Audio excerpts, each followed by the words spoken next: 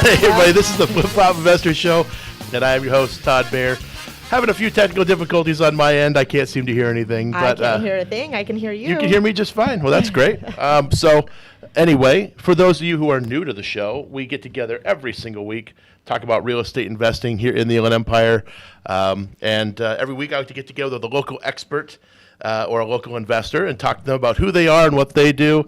And this week we have no stranger to the show and no stranger to KCAA, good old friend of ours, Lisa Mailhot. How you doing today, Lisa? Great. Thanks for having me back. Of course. I mean, I couldn't think of anybody better to have on right now because we can't hear each other. because it's real estate sales week, right? I mean, oh, there you go. I don't know if it really is, but it sounds cool. We'll go with it. We should. I think so. We're just going to tag that. Tag it. I'm going to make it the rest of the week. It's real estate sales week. Real estate sales week. Welcome everyone to Real Estate Sales Week You wanna buy a house? 2019. Yeah, want to buy a house? It's a buyer's market, right? Or I don't know. Yeah, no. What is that? Wait, okay, so good question. Let's do throw it. that out. Let's jump right in. Let's just jump right in. Yeah. Okay. So people say that, like they say it's a buyer's market, it's a seller's market. Sure. I know full well what these terms mean. However, I think some people in our audience would be curious to know, what does a realtor mean when they say it is a buyer's market? So a buyer's market technically is anything over 6 months worth of inventory. So what is 6 months worth of inventory, right? That's a big question. So let's jump into that. So six right. months worth of inventory or any month worth of inventory means that if no more homes came on the market starting now, it would take 6 months, 4 months, 5 months, whatever, to sell the rest of the homes that are on the market. At the current rate of sale. At the current rate of sale that we're going right now. That's a key thing to know, right. Because I mean, I tend to like to look at that. That's a pretty strong indicator for me as to like what the market's doing as a whole, and it really ties into that supply and demand thing. Absolutely. Where if there's a lot of homes on the market and nobody's buying them, then there's no demand. Absolutely, and that's exactly what it is. It's all supply and demand. So technically, buyer's market is anything over 6 months worth of inventory. Seller's market is anything under 4 months worth of inventory, and then you just kind of have like your even steady market there at 5 months. But we've been pretty steady at like 2 months worth of inventory for the last year. So it has been consistently a seller's market. Mm-hmm. Now there's other things that also play into it. Right. Interest rates and affordability and, sure. Blah, blah, blah. There's a lot more that plays into.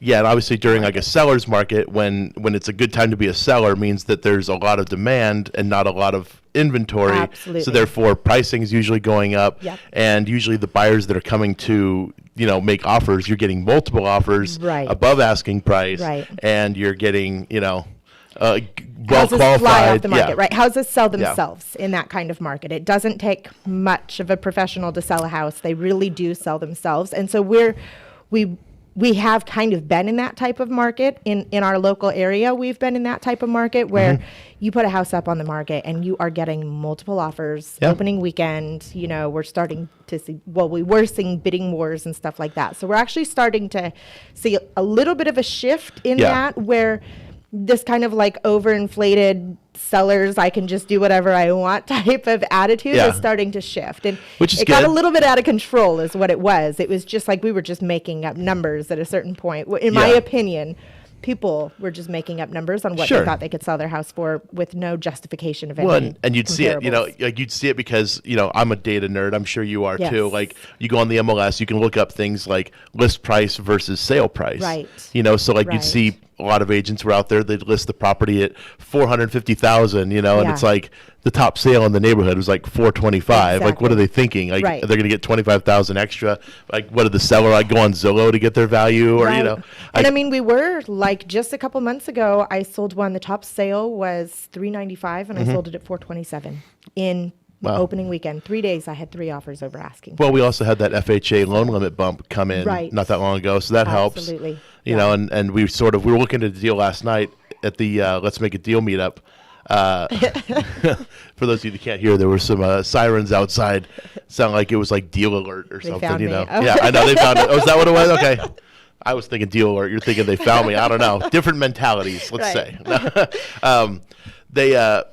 So on this deal we're looking at last night, it was in Corona, and like really the value of this home was right in line with what an FHA buyer could qualify for, and it was like this would be like the maximum the value of the home was because it was the maximum of a FHA buyer with a 3.5% down payment. Absolutely. And that really broadens your buying pool, right? Yep. Like as soon as you cross that line, you've just limited the amount of buyers that you have options to selling to, unless if the FHA buyers have a little bit more money down, but that's not typically what we see. We typically see that 3.5%.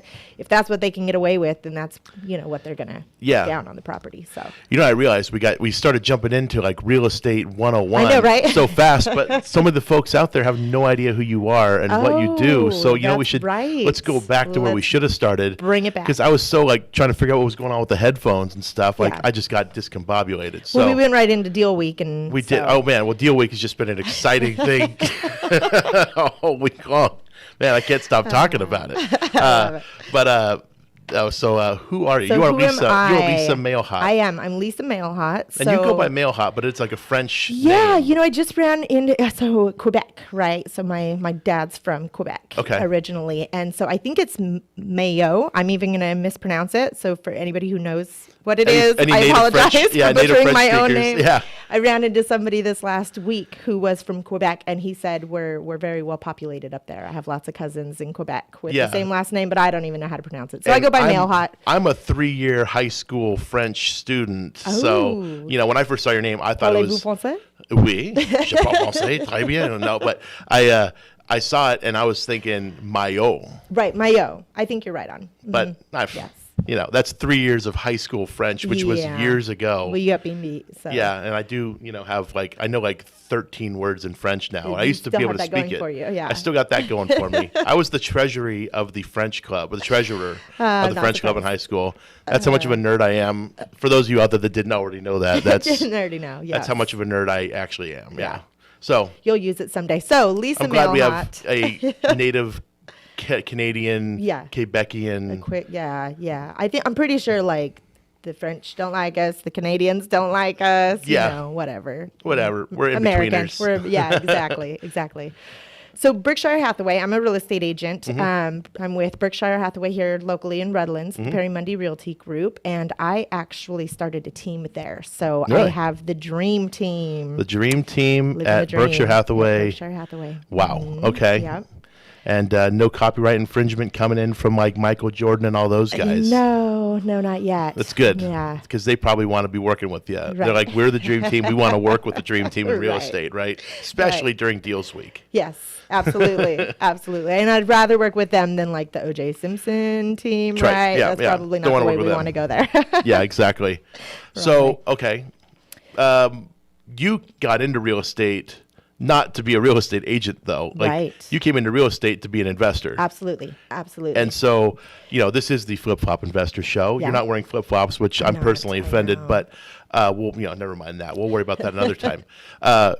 But you came in to be an investor, and you became an agent sort of in the process. Yeah, so absolutely. This is weird. Most people, that's not how it goes. So exactly. And, and I do see that. I see a lot of agents that want to get into being an investor, and then not many investors that want to get into being agents.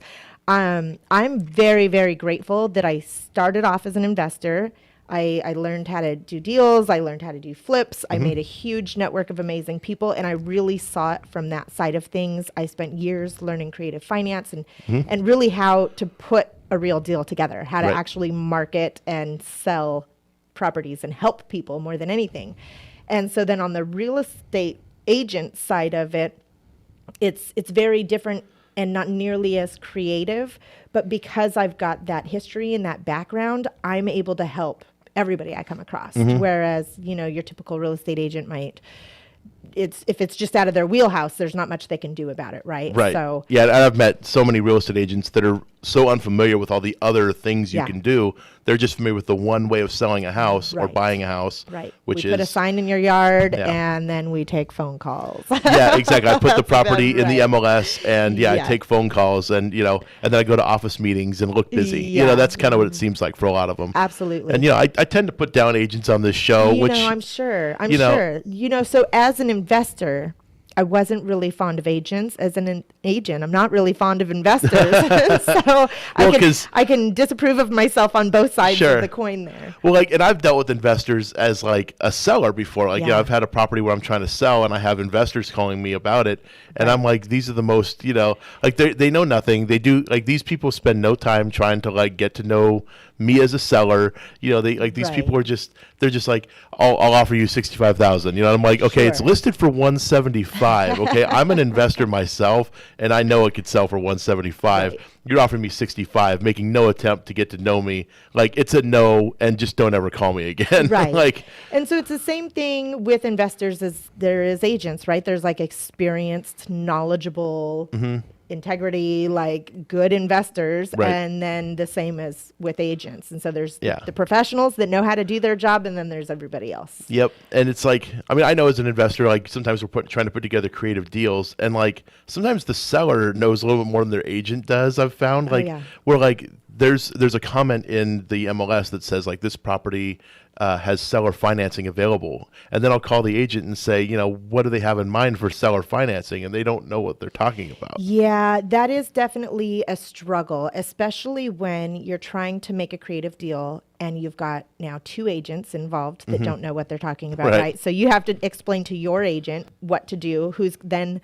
going to go explain it to another agent what to do, who's then going to portray that idea to the actual seller. It's like playing telephone. So, like, can I just talk to the seller directly? Right. We've actually done that before, like in a couple of cases where like we're just like, can we just talk to the seller directly? Yeah, and you can be in the room. Yeah, you can be in the room, but I want to have a conversation with them directly because I need them to exactly understand what I'm saying. Absolutely. And I need to hear what they say back to me exactly because like stuff's getting lost in translation. Yeah, I've had other agents tell me that what I'm trying to do is illegal or that there's no such thing or that nobody would ever do that. And it's just because they don't know any better. In fact, I just took a call today from an agent who was calling for me to help her sell her house that she lives in. And I brought up a couple creative ideas. And so I asked first, like, have you ever heard of this option, this option, this option? And she had not even the slightest clue what I was talking about. So, and that's a little bit harder because now you have a professional that thinks that they know just enough to be dangerous, or so it's odd to me that an agent would call another agent to list their home. Well, I have that good of marketing. Wow. That I get a couple of calls a week from agents and brokers about calling me about my marketing. Really? Yeah. And they're like, I want to list with you because they want me to help them sell their house, or they want me to buy their house or whatever. I mean, we offer different programs. As an agent, because I'm an investor, I can offer so much more. Like, I can buy your house. Yeah. I can guarantee a sale of your house. Yeah. And if I can't sell it, then I'm going to buy it. You know, it hasn't ever happened that I haven't been able to sell one, but I wouldn't mind buying them. So. Yeah, exactly. So are you actually then currently looking for deals? Are you like trying to buy like investor deals? Yeah, I'm always looking for deals, but what I found is that when I come across the deal, a lot of times I know that I can get the seller a better price by listing it on the market than what I'm going to make them an offer for. So they know my number, they have my number in the background. I'm more than happy to, make them an offer and close in 2 weeks. But ultimately, with what I know I can do as an agent, I know I can bring them more money. Yeah. So I come across that quite a bit. And at this point, I'm kind of going more towards the buy and hold investment type of opportunities rather than the fix and flips. They were a lot of fun, and I give you guys so much props for doing so well at them. I looked at your guys' business, and I was just like, I'm not going to compete. I'm just going to get out of the way. Yeah, it's fine. Well, we're out of the way now, so anybody can come into the market, and we're not competing anymore. Right. So it's easy pickings these days. I've heard. No, I'm just kidding. Right. I've learned my strengths are acquisitions and marketing. Like, I'm really, really, really good at marketing. Yeah, there was a time there we thought we almost had you on our acquisitions team. I know. We were like, we would have been so lucky to have you, but you know your value too much, so you're like, no way, I can do this on my own. Right. And good on you, because I'm too stubborn. You guys would have been like, get out of here. There's been a couple people, because there's a few people in the club that have like some real talent and really have some ability in this industry, and we've tried to recruit a good portion of these people, Yeah. and the smart ones, were like, no way, I'm going to go do this on my own. Right. And some of the smarter ones are now working for us. There you go. You know. And you know what? I've always thought in the back of my head, I'm like, eventually we're going to figure out our niche where we figured out how to work together. It's going to happen. Yeah. It's We've done inevitable. a couple deals together. We have, They've in been fact. great. Yeah, they have. And I think we have a deal going right now that you're do? supposed to be the agent to list it. Good. I think. Let me know. Yeah, I know. Well, that's going to happen Let me know. eventually. I think it's Right. sitting out there waiting for something. I think we had a planned power outage today or something. Okay. I don't know. Yeah, that But- was a pretty big one. Is that what it a pretty was? Big rehab over there. Yeah, that'll What I take recall. forever. Yeah. But whatever. We'll get to it. It'll Absolutely. be fun. Absolutely. Yeah. Yeah, the flip market for us has, not dried up. We're moving on because we're trying to move into the tiny home thing, Yeah. which you know about. Absolutely. So- I can't tell you how thrilled I am about that. I mean, I heard you guys talking about it just kind of in passing for a couple of years, like it was starting to come up. Yep. And I actually got really, really excited about it just recently, like being able to just look deeper into your guys' business plan. Yeah. And I got it and I was like, good for you guys. You're going to go crush it, And once I read the business plan, like the light bulb just came on and I was like, oh my gosh, I want to do this. How can I buy land? How many tiny homes can I buy? Yeah. I'm just so thrilled for you guys. It's genius. I mean, we have a crisis. Yeah, we know, do. and- We went into escrow on a property yesterday that we're going to be buying. This is going to be the first of our tiny home communities that we're going to build. Yes, I'm so excited. Yeah, we just got into escrow yesterday. Okay, so everything this is checks land out. This is for okay. tiny So it's kind of a hybrid. There's a house on the land, but it's a lot of land. Okay. So we have to do a split, and then we have to do some special permitting and stuff. But Awesome. hopefully we'll see that. Maybe springtime next year or Okay. so is when we'll probably have like the whole thing open, and that's going to be the big reveal. You know what I mean? Like Yeah. that's going to be the big thing. So I'm so thrilled. I can't wait for it. we're pumped. It's out in Riverside, and we won't keep it a secret. Yeah. We're not ones for keeping anything secret like that. So Right. I'm sure the whole club will be over there. Yep, All everybody's the gonna be listeners on the there. radio will be over there. we'll have all the city council over there. I love And it. all the influential people of the Inland Empire will be there. Yeah. So it'll be a whole to do. Yeah. Yeah, that's how we like to do things. Good. But the idea is we're trying to solve this $3.5 million housing shortage issue Right. that we have, and we need more affordable housing in California. I mean, you can't build affordable housing anymore. It's just the problem. You absolutely can't. And you can't find them. You can't buy them. I mean, it's every single day. I'm getting 10, 12 calls a day Mm-hmm. about there's just not affordable housing out there. Yeah. People can't afford to buy with And there's people that can qualify, but they're like qualified for like 200,000. But right. what are you Good going to buy luck for finding a house 200,000? Right. Mobile home. Yeah, that's one option. I have a couple. You can call me. Yeah, I know. You do like the mobile home model. I was going to get into that later, though. No, you know what? I actually got out of the mobile home model. But you have some listings right now. I don't have a mobile home listing. I thought no. you said you did. Okay, I've got a never couple mind. under 200 coming up. That would Okay. help somebody for the affordable housing stuff. But the mobile homes, they're just a little bit trickier. Mm-hmm. And I feel like your guys' model is going to be the way to go over a mobile home, right? Yeah, well, mobile homes aren't mobile. Right. That's the biggest problem with them. Yeah, and they're very hard to finance Yep. because the banks look at them as mobile, Mm-hmm. and they don't want to finance something mobile because it's a lot riskier. Which right, is funny for them. because we all have these things we drive around in every day I that are mobile, know. and banks don't have a problem lending on Right. those. So it's really just a stigma. Right, But right. like mobile homeowners are having issues because the parks have changed hands a lot lately. Yeah. So like old park owners have kind of aged out and they've sold their parks to younger people or institutional investment companies, and these companies have come in and like raised space rents, in some cases almost doubling them. Outrageous. And now the I mobile looked home. at a few, and it's like I can pay a mortgage. Yeah. For that, Yep. it's There's pretty a sad. mobile home community not too far from my house. Same thing. I was like, am I reading this right? Is space rent really like $1,200? Yes, I know which one you're talking about too. And I'm like, this is insane. Yeah. Like I could pay a mortgage with this because I also have to pay my my note on the mobile home itself. Like exactly, it does end up being a mortgage, and it's harder to finance to begin with. Yeah. So like that's a lot of these people are having a hard time because they own the mobile home and they're in these parks, but the space rent just went up like crazy, and like you want to go somewhere where the space rent's still cheap. Right. But where is it? Where's the space rent cheap? So, and even if you found something, you still have to pay to move this thing. And like to move a single wide can cost like $3,000. Yeah. To move a double wide could be as much as like $20,000. Right. Because you have to unfuse it, get it back ready for roadworthiness. Yeah. It's a process. I'm really excited about like the tiny home community that you had used to talk about. I don't know if that's still in the plans. That's I'm the sure it first is. thing we're That's going to the be one, is doing. the community. That's what this house we just And got I an feel escrow like for. there'll still be like a ton of pride of ownership, and I don't know. I'm like imagining your dream over here, right? But I'm Yeah. like seeing like a community garden, Sure. and just like a community space. Of course. Yeah, it's communal, in a way, Yeah. because like you want, that's sort of when you talk about the tiny home community is like as a whole, like Yeah. all the people that are in this world of tiny homes and stuff like that. Right. They have a very social kind of outlook towards things. They don't want them to just be a little space that you spend all your time in this box, because Right, exactly. I think that's the whole purpose, right? Yeah, it so is. that you don't live the rest of your life inside. Inside a box. Yeah. And we started building these big homes. That's pretty much all you can build now if you want to make profit as a developer. Right.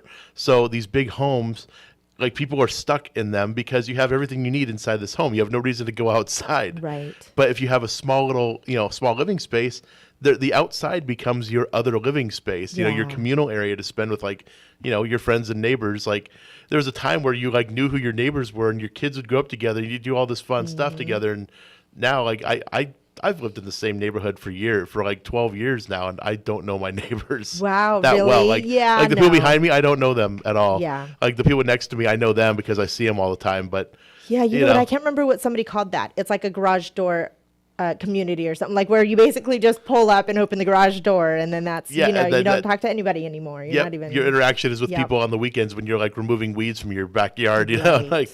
Like oh, you guys are trimming your palm trees. Cool. Yeah, What's your name a friendly again? wave across the Yeah. street here and there. Absolutely. Howdy, neighbor. Yeah. You see him at the grocery store. You're like, hey, I recognize you from somewhere. Where do I know you from? You're like, I'm your neighbor. You're like, oh yeah, that's what it is. Oh yeah, yeah. So good. I'm glad. I'm really Yeah. excited to just. It's going to see be that cool. blow I mean, up. who knows? It could just be a completely horrible idea, and we'll find out. But Wouldn't be your first. it wouldn't be our first time we've had a horrible idea. I know, and it just blew up right in our I know, faces. yeah, no. That's think you guys- entrepreneurship, though. Right, isn't it? Yep. Absolutely. I So mean, I heard you bought a bar something- one time. I did. I bought and sold a bar. Yeah. And yeah. Is it like the two best days of a bar owner's life is the day they buy it, the day they you sell know it? what? It actually was. I never thought about it that way. That's exactly what it Yeah. was. Yeah, and so I heard recently, like, it's not failing, it's your first attempt in learning. Yeah, Right. okay. And I wouldn't say that I failed as a bar owner. It No. was a successful business. Your bar was and awesome. it was a lot of fun. We It had was. a lot of good times over there. And we ran the meetup group over there We with did. the Had cash flow game and yep. everything. That was a ton of fun. But it was exhausting. I failed in my sense as like being an entrepreneur. Like the Yeah. business ran me. I didn't run the business. Yeah. The structure, the systems, Yep. like there was none of that. It was just kind of my own little world of chaos. Yep. That if I removed myself from, then it was a like massive everything's on fire chaos. It Of just course. wouldn't run, without me. It's tough. It's tough to like make a business run on its own. You know? Right. Like you really need to have like top people that are just good at what they do. Yeah, and people it's you can more trust. so I feel like it's the leadership going down, right? It It was is. setting up those systems and that foundation and that structure from the ground up. Right. So that those top people knew what they were doing and they had systems and, Yeah. manuals and direction on what to do. Yeah. And by the time I got so far into it, 6 years into it, I learned that, I think Right. I read The E-Myth like 3 or 4 times. Okay. As being a business owner. And it was a great book.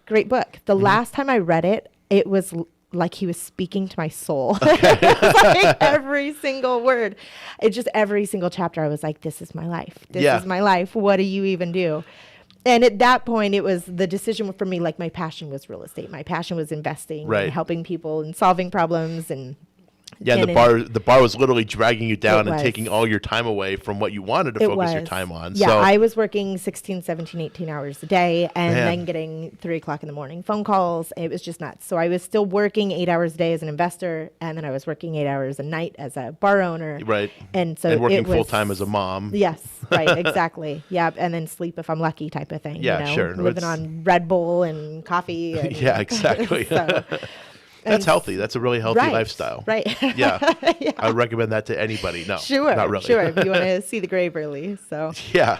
So then as the new business, like starting a new business, that all really clicked in. I sold the bar. I made that decision. It was like, okay, I revamped this thing completely, which I don't want to do because it's no longer my passion. Or I learned from from these lessons, these amazing lessons that I got Yeah. to learn, and I get to start my new business a different way. So now, as like a real estate agent building a team, I have never been so structured, and so like I'm putting together systems. I'm putting together a Right. foundation. When I do something, I'm like, I need to make that a checklist. Yeah. There's checklists for everything. There's systems for everything. Pretty Yep. soon here will be a little mini McDonald's, just, plug Yeah. and play. I mean, This I'm is how I'm you a do it. systems person too, and I think Yeah. it's something you grow into at some point Right. because, especially in real estate, there's a lot of moving parts. Yes. And like you should see our checklist. We have them for buying and for selling. I mean, those are the two sides of Right. our transaction. Plus, we have all the checklists of things to do during a deal. Yeah.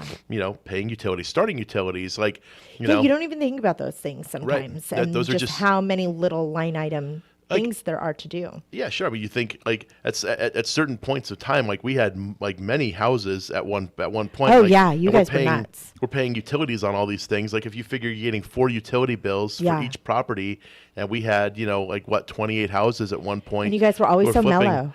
Yeah, Like- because we built systems to like Right. handle these things. It's Absolutely. like when a bill comes in, it gets scanned in, put here. Like we save it to this spot. It gets paid on Friday. Like we always Yeah. paid them. It's like And you know what? You guys were actually, looking back, such amazing role models for me to be able to implement that early on in my career. So Yeah. I started mentoring with you guys on your Yep. first program, and what was the accelerator? Accelerator, yeah.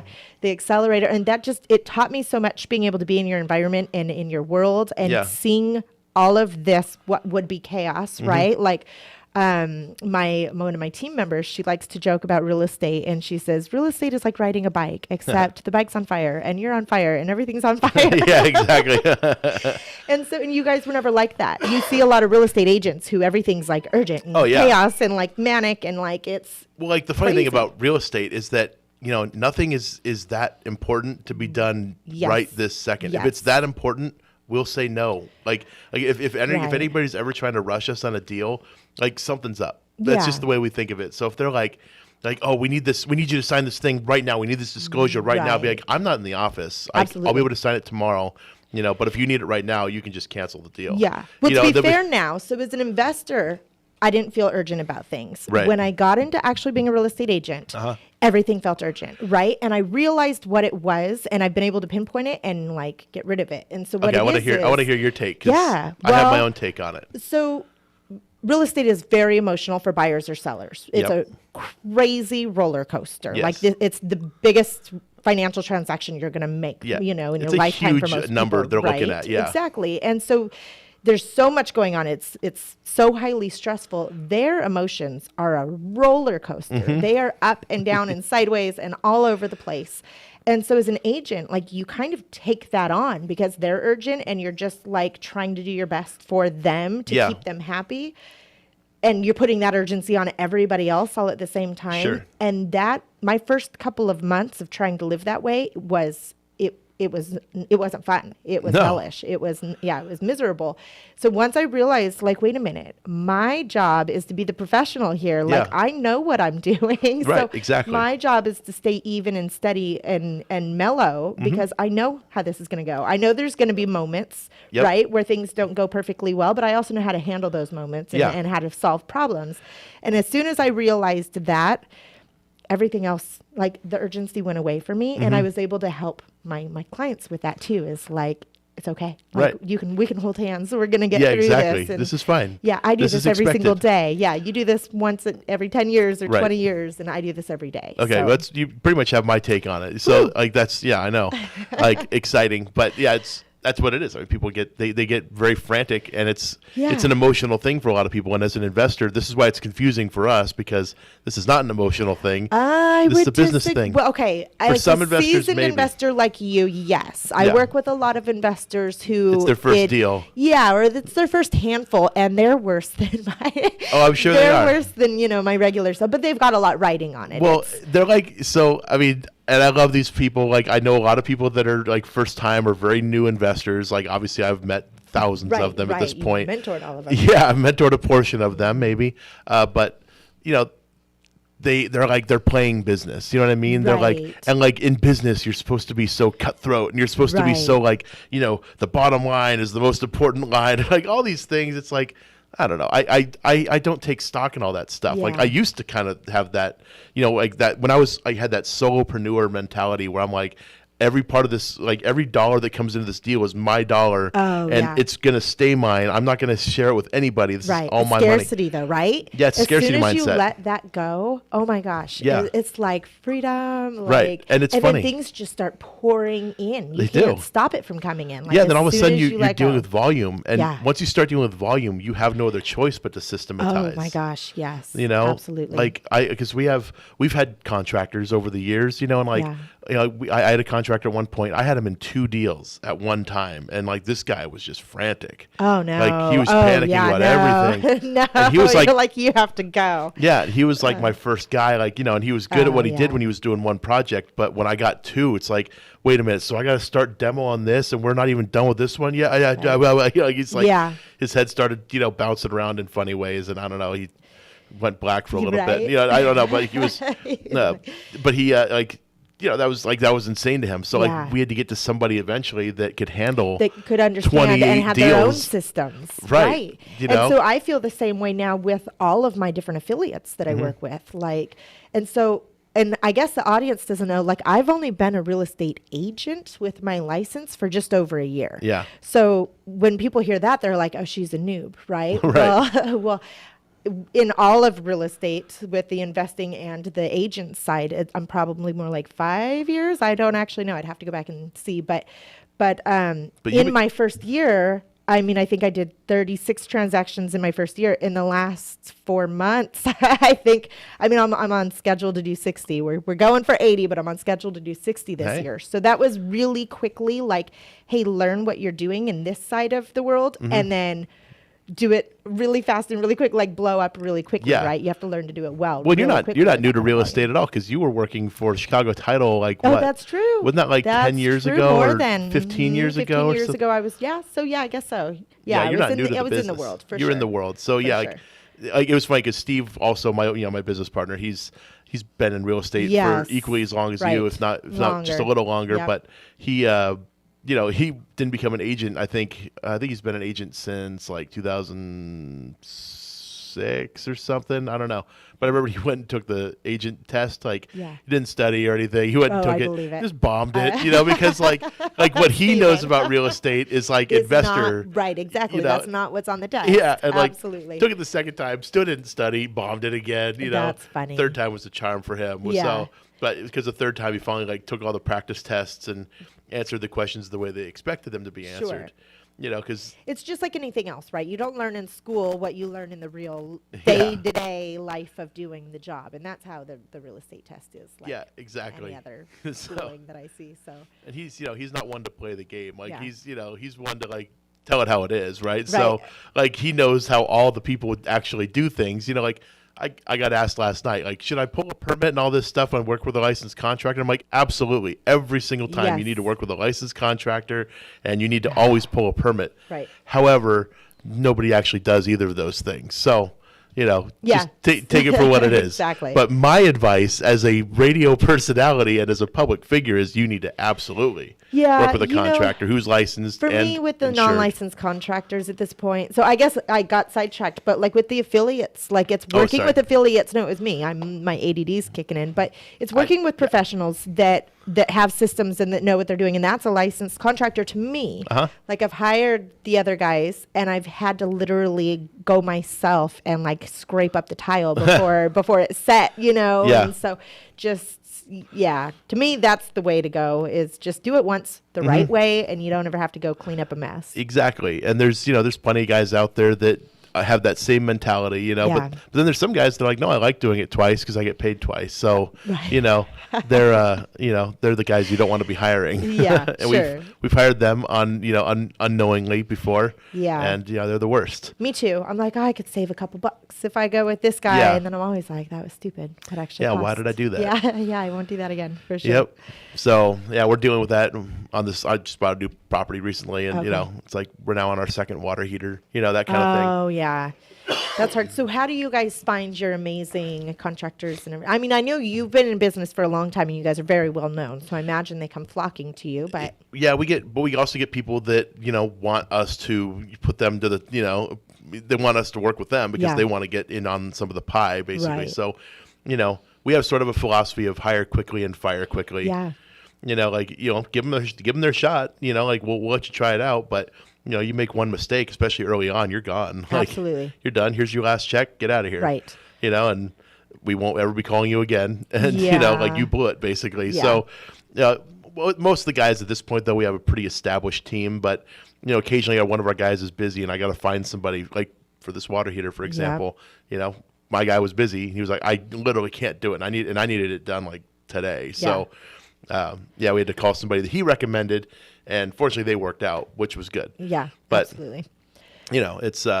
It's just one of those things. I mean, it's not like, I'm always in hiring and recruiting process, right? We have more business than I know what to do with.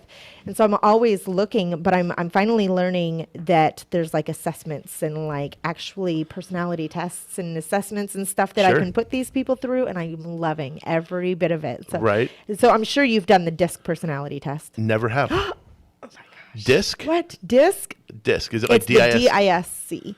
DISC, okay. And what is this? So, test? oh my gosh, I shouldn't have even brought it up. No, I'm excited now because my wife actually sent me a personality test the other day. Well, I'm going to bomb explaining it here on the radio, but it's just a different personality test. You're no expert on personality tests. So this is one you like to use. The D personality is like the very dominant, direct.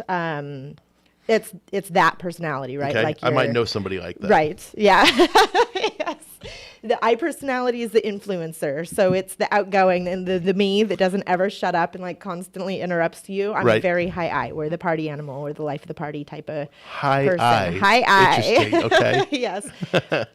The S, I call it sensitive. I know some other people use different words for it, but it's to me, it's like the sweetheart. It's like the mother that wants to take care of everybody and is just super loving. And would that be the person that basically leads with their emotions more than their brain? Like their heart leads them more often? And there's some better like descriptive words. If you Google DISC, it'll pull up all of the different personality traits of the 4 different personalities. And so then the C is the very cautious, compliant, like they're the analytical, they're your engineers and things like that. And so they need all the information before they make a decision. Right, exactly. Yeah, nobody's one of these. You're going to be varying degrees of each one of them. Absolutely. Yeah. And different personalities have different strengths to a degree, right? I mean, people have different skills, but the different personality traits have different strengths. Right. So like I'm crazy high I, and then I'm a D. And so I'm a kind of that quote unquote natural salesperson, if there is one. Yeah. I just like to talk. I just like people, and I like making connections, and I like, that's kind of my thing. And you like winning. And I like winning. Which I guess would be that would be the D side right there. D. This one my wife sent me was 16personalities.com, like 16personalities.com. Okay.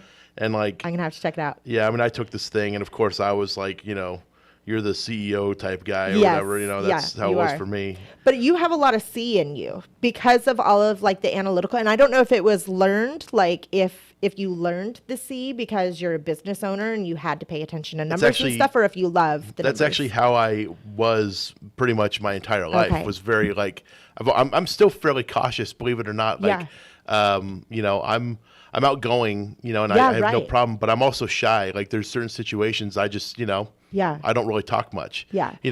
But it's not necessarily shy. Sometimes I'm just taking it all in because I do like to hear both sides before I make a decision. Right. Like sometimes it frustrates people around me that, expect me to just automatically take their side because of my affiliation with them. But I'm like, the other side. I'd be surprised. I feel like you probably have the most rare personality combination, which is like the DC. It's very rare because they're contradictory, right? Yeah. Like this very dominant and this very cautious person. Yeah. But I can see that with you. Like you're very driven, you're a go-getter, you always get it done, and you're very successful in all your businesses. But then you're very analytical as well. Yeah. So I'm jealous. I would take your personality in a heartbeat. Yeah, like Excel is like one of my favorite things to do, like which is nerdy as heck. Right. But, whatever. It's Absolutely. So it's fun to play with. So I use that a lot now. I use it when I'm hiring. So I put out all my applications. Yep. And then when they come in to apply, the next move is like, yeah, great, give me your resume. we're going to do an assessment now. Okay. And it's not, I mean, there is no wrong personality. I mean, everybody's their own unique person, right? But there's certain personalities that fit certain roles better. And so it's just knowing about where are they going to be happy and where are they going to work the best and fit in the best environment and everything. Absolutely. And so it's great. But it's so crucial. Like Stephen and I, when we did our most recent hiring, in fact, like Joanna was one of the people. She got put through it. She could tell you all about our examination. We built this whole customized test because me and Steve, we would be late at night giggling, texting back and forth about the questions we wanted to add to this I know. thing. I think I took the questions Did you? for the academy. For the accelerator, and that was a much more simplistic version. Like we made a much more complicated one for, not surprised, because we wanted somebody in the office that could be our admin, like somebody that could actually run the office, you know, and like we really need somebody with a lot of different characteristics. So like, you know, we had all these questions in there, like, you're at a party, like, are you going to talk into a new group of people, you know, your friends, like these types of things, like, you know, how often do you have people over your home, like, you know, like how many cups of coffee do you drink a day? Like we had stuff like. So you guys made all this up, but I mean, I guess because you made it, you know how to read the results. Exactly. But I wouldn't even know where to start with reading. Am I horrible at interviewing, right? Because it's like, so tell me about yourself. You know, exactly. Like I'm not really learning anything everybody's going to tell you like what you want to hear. Exactly. But with weird questions like that nobody knows what exactly you want to know. Right. You know, so you just say answer them honestly. And like, it's really just going to be the best policy going forward for everybody, because if you're dishonest in our personality test, we're going to put you in a position that's not going to be right for you. Right. You know, so instead, you know, we had her do all these things, and like, you know, like we wanted to know, like, we want somebody that had very specific qualities, and like Joanna had, I think she scored like, you know, 98 out of 100 basically. So like that's why she's now our admin, you know, like amazing. Running the show. Yep. So, you know, but like, and we actually had somebody who scored one better than her. Ooh, you know, I know, Joanna, if she's listening, no, so we did score one better, but she didn't want the job, so you know, too bad. Yep. So you guys got the right one? We got the right one, yeah. We got lucky. Yep, this other person, they had something else going on that they thought was better, so good for them. So with my test that you guys sent me way back when, there was a question on there that was like, if you could be any animal, what would you? I don't even remember what I put. I don't even want to try to think. And why? And I'm like, where did these guys come up with this? Like, what is going on in their brain? What does that possibly tell you about anybody? But I guess it could tell a lot. Well, I think the question, if I remember that one correctly, I think that one was asking if you could be an animal in the wild or an animal in a zoo or like where you'd want to be, like, you know, because we wanted to find out, like, are you okay with, because what we wanted to get out of that, and you probably answered it this way, which was to be an animal in the wild. Yeah, so I'm pretty sure my animal was a dolphin, and I think it was something because they're like super social, right? They have a ton of fun, and they live in groups, and so that's my high I coming through is like the super social animal, But you guys, all of the questions were structured like that. And I'm like, is this serious? Do I answer this? What is this all about? I love it. Yeah. I love it. You guys could trademark it. We built our own just because like we had very specific personality traits we were looking for. So we customized a test, and we made about 5 questions for each thing we were looking for, so you could sort of have a check and balance. Right. I'd like to see you guys do that with your contractors. So, Mr. Contractor. Man. we don't do that much. It's like, okay, let me see like another job you've done. Oh, you did. Oh, you've worked for so and so. Okay, cool. Right. You're hired. Like, it's pretty simple there. Absolutely. You know, and it's like, all right, it's give me your bid. Speaks. Yeah. Yep. And like, let me see what kind of contract I'm getting from you. If it's like, you know, written on a napkin and it's like folded 100 times, I'm probably just gonna be like, yeah, no, we're probably not gonna go with it. I mean, you know, I want some level of professionalism. Absolutely. But yeah, there's a difference there. Like, it's people that you work with like on a daily basis, you see all day. Yeah. Like, you need to also enjoy being around these people. Right. You know, so like we have to also like you just as a person. Like, that's what's hard too. It is hard. It's really hard. It's not easy being the owner, right? I mean, for a D, it's very easy. They're just like, whatever, you're fired. Right, Those are like the bosses. But it's not for me. I mean, for me, I'm like, again, the high I makes me want everybody to like me and like to be super sociable, and I like everybody and I chat. And so I'm not that very like you're fired type of boss. Right. And so, But sometimes you got to be. I know. And I can pull it out when I need to. But and like, because, I mean, what's important, I think, and this is going a different way, and I kind of like it. We're not even on real estate I know, but I anymore, kind of like it it's because, good. I mean, this is entrepreneurial stuff. Mhm. Like, as a business owner, like, you have to have people. Like, if you're doing it on your own, you're doing it wrong. Right. Like, so you need to have people. And it's important for the people that you have working for you to understand what the vision is. Like, what's the goal? Where are we going? Yes. Like, I'm paying, like, you're paying them in exchange for their time, right? And their effort. So, like, they need to understand what they're working towards. Like, what's the goal? So if you're not cluing them into, like, the goals of everything, Right. they don't understand the purpose of it.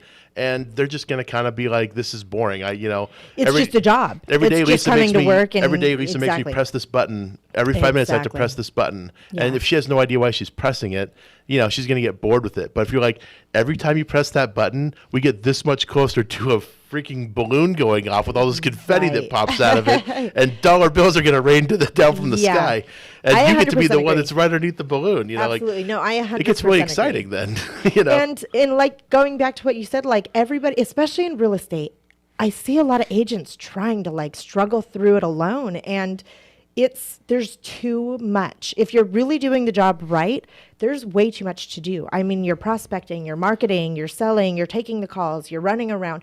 It's too much. And Yeah. so I always say it's like you're juggling glass balls. Yeah. But if you drop one, that's somebody's whole life, and it shatters. It doesn't just like dent or like bounce back. It shatters. Yeah. And it's too much. You can't take that kind of like, it's too much responsibility, right? It is. It's somebody's entire life. And so by having a team and putting the right people on the seats, like I joke, I'm a negative C. I'm not really negative, but I'm like 0 C, right? I'm very organized in my personal life, but when it comes to spreadsheets and Excel, like you can have it. I don't Yeah. want to, I like it clean. I like it done for me, but I'm not going to be the one to sit down and do it forever. Yeah. But we need that in real estate. That's a big part of our tracking and Sure. our numbers and all of this other stuff. So trying to do it all alone, like you can't be everybody's everything. Right. But putting the right people in the right seats on the bus and hiring the right people and growing a team, and then really like reaffirming them, like you're saying, that what they're doing is just as important to the team. Mm-hmm. Like it might be my face on the card that's selling the house, but there's a team of 20 people behind me Right. that helped, like that put that together Sure. and that built this entire team. And Yeah, and it's there's so nothing important. wrong with your face being on it, because there's a good chance all the people that you have working for you don't want their face on the card Right. anyway. Like Yeah. they're just happy having a good job that's paying them, Right. and like somebody that it's a fun and working environment and stuff like that. Because I mean, Yeah. most people don't really want to be an entrepreneur. Like I've talked to them, I think they're weird. They think I'm weird, Yeah. and we'll just leave it at that. But Yeah. it's like they're it's just a different kind of security, like right. right. They So- just want a good job, Exactly. and like if it's fun in the process, like all the better. Yeah. And if they get job good that benefits. they're appreciated and making a difference. I mean, Yeah. we're like, as we grow here, I've got these big dreams of kind of everything that we're going to provide, but I can't wait till we have this.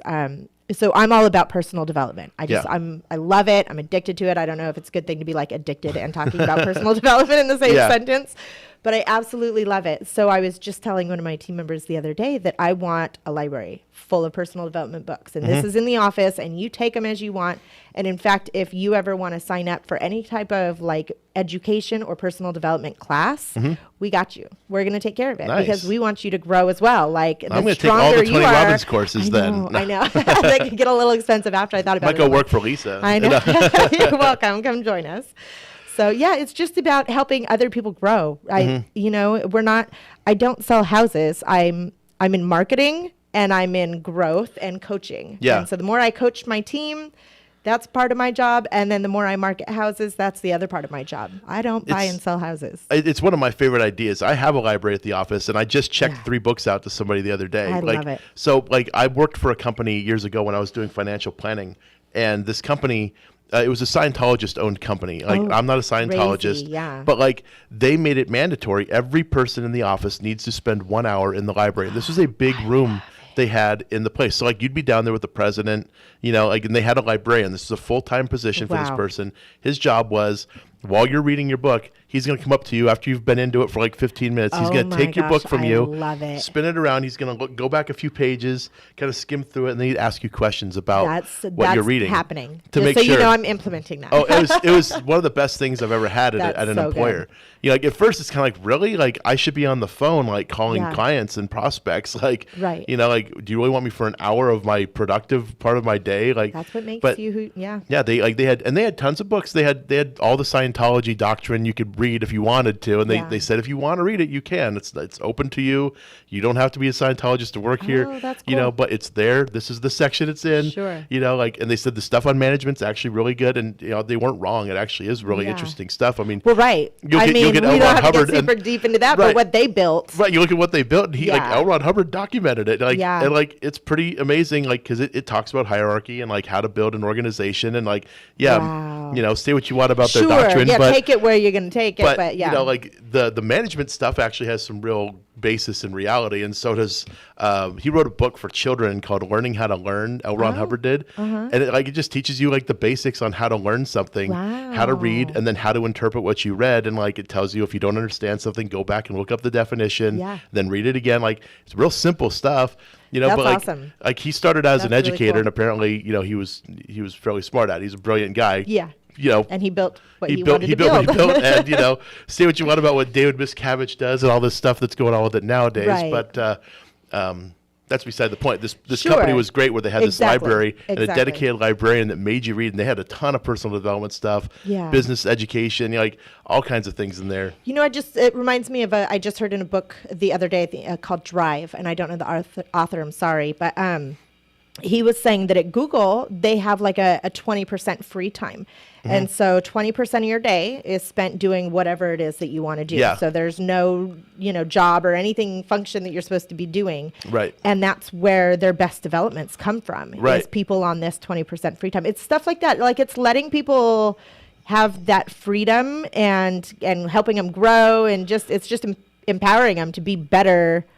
To work for you, right? Exactly. Like, so that's amazing. And you know, like you hear about all those tech companies up in the Silicon Valley, like, you know, they'd have like these rec rooms with like arcade games and ping pong tables and pool tables and all this fun stuff, because like if you're working in a job where you need to use your brain like all the time, it's exhausting. You need a break. Oh my gosh, it's exhausting. You know, to be I'm creative. not a huge fan of the whole like open concept thing going on. Like that? No, I don't, because I need to focus, and the distraction, the constant nonstop distractions, like just because the room's open doesn't mean, and I'm a talker, but it doesn't mean you need to talk to me. Like I'm busy and I'm loud. And so trying to like have a serious phone conversation with my loud self. Nobody else can talk over me because I'm so loud in the office. Right. You know? So I still prefer people having specific offices, and then the rec room, like the playroom. I think they have that too. Like there's places like at these open concept places where you can have like a private area, you know, because it is sense. Yeah. Like not everybody could work in a, you know, constantly moving, like, you know, balls flying up in the air, you know, like that's exactly how I for me, picture I'd be it. like, shoo, shiny objects flying around. Hey, this is great. Yeah, you know? that's me too. That's how I picture it. So we're running pretty short on time, and I'm sure you want people to reach out to you because you are the dream team real estate, right? Yeah, absolutely. So we're a local real estate company. We can help you buy and sell. In fact, we guarantee results. Wow. I don't know that you'll hear that around anywhere else. I don't, especially not during deals week. Right. No, especially during deals week. I want those guarantees. Guarantee those results. Awesome. So our systems, they work, and we know that they work, so we can guarantee that they work. We're also always recruiting. I mean, we have an abundance of business. We're growing, and we could use all the help we can get. So if you need some deals, come find us. Yeah, and how do we find you? Oh, good question. So I'm Lisa at dreamteam-re.com. That's actually my email. You can find me on Facebook, dreamteam-re. Or I'll give you my cell. You want the cell? Absolutely, yeah. Okay. 951-204-3544. That's actually my personal cell phone. Okay, wow. So you're going to get all kinds of floods of phone calls now. Yep. I mean, I'm used to it. The listenership on this show has gotten insane. I know. So, you know, it's pretty amazing to see the show grow, because this thing just started off as like me and Steve talking to Jim like almost every week for some reason, because we didn't know anybody else to want to come on. But, you know, now I got to fight people off with a stick, you know, be like, hey, you can't come on this week. We got plenty of people lined up. You can come on in 6 weeks now. So awesome. I'm glad they have a way to get in touch with you. And I got like Absolutely. less than a minute to tell everybody out there that if you are interested in becoming a real estate investor, or if you already are a real estate investor and you just want to get to know more real estate investors and grow your network, come on out to the Inland Empire Real Estate Investment Club. We get together a few times a month, and you can go on meetup.com to find out more information on when we're having our next meetups. Just go on meetup.com, look up the Inland Empire Real Estate Investment Club, and find out all the different things we have going on. And thank you all for tuning in this week to the Flip Flop Investors Show. And I want to thank my special guest, thank you for Lisa having me. Mailhot, for coming on, or Lisa Mayo, however you want to call it. And we'll see you all again next week on the Flip Flop Investors Show. And have a good week, everyone. Make it a good deals week. And, we'll see you all again next time. See you I'm then. just keeping it going here. I don't know why. But we'll see you all again next week. Thank you, everyone. Take care.